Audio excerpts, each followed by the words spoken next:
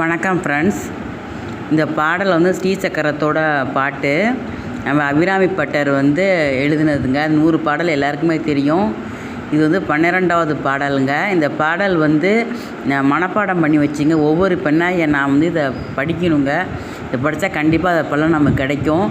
இது 3ஆம் பிறை அன்னைக்கு வானத்தில் பார்த்திங்கன்னா 3ஆம் பிறை தெரியும். அதை பார்த்துட்டு நம்ம வீட்லேயும் சரி ஒரு பொங்கலோ ஏதோ செஞ்சு சாமி கும்பிட்டு இந்த பாட்டை படித்து அபிராமிக்கிட்ட வரத்தை கேட்டிங்கன்னா கண்டிப்பாக கொடுப்பாங்க. அதே சமயத்தில் வந்து நம்ம கோயிலில் போய் செய்யணும்னு ஆசைப்பட்டாலும் நம்ம போய் செய்யலாம். கோயிலில் வந்து 3ஆம் பிறை தெரியறதுக்கு முன்னாடியே போயிடுங்க. கோயிலுக்கு ஒரு 6 மணி போல் போயிடுங்க. சாயந்தரம் கொஞ்சம் நேரம் தான் 3ஆம் பிறை தெரியும். அதை பார்த்துன்னு அது இந்த பாடலை படித்து அவங்கள்ட்ட நீங்கள் என்ன வரம் கேட்குறீங்களோ கேட்டுட்டு வேண்டுதலை கேட்டுட்டு அப்புறமா உள்ள போய் மகாலட்சுமி தாயார்கிட்ட போய் மஞ்சள் குங்குமத்தோடு அர்ச்சனை பண்ணி மல்லிகைப்பூ நல்லா வாசனை மலர்களாக சாத்தி அவங்கள்ட்ட வரத்தை கேட்டிங்கன்னா கண்டிப்பாக கொடுத்துருவாங்கங்க.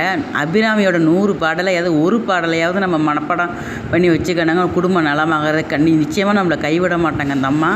ஒவ்வொருத்தருக்கும் அவன் அந்த உலகமே அபிராமியோட அம்மா பிள்ளைங்க தாங்க. நம்ம எல்லாருமே ஞாபகம் வச்சுக்கோங்க ஃப்ரெண்ட்ஸ்.